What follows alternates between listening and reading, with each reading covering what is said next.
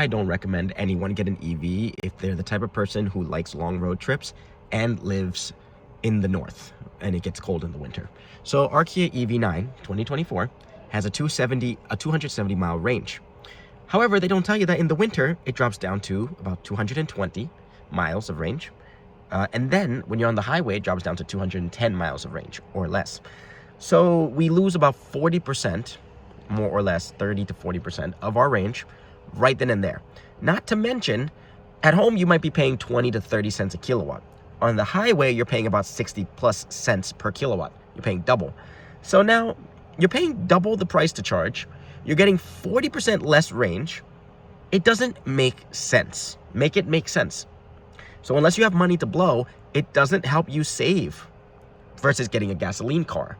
The tires alone, I would rather just pay for every 5,000 miles to get an oil change, every 40,000 miles get a coolant, not coolant flush, get a rear differential fluid flush and a transmission fluid flush.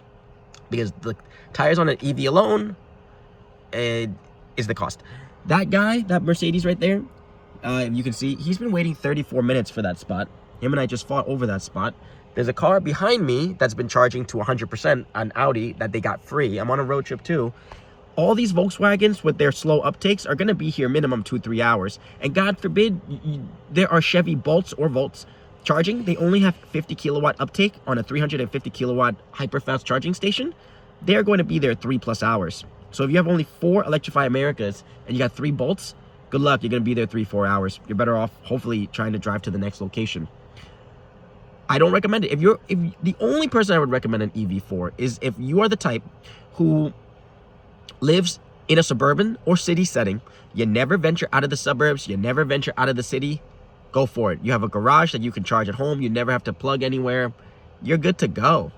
But if you're the type of person who likes fun, long road trips, hundreds of miles, a 2-hour road trip becomes 3 hours because now you're stopping to charge and you're stopping to eat or whatever, versus just 2 hours straight away, 2 minutes to gas up, and then you're done.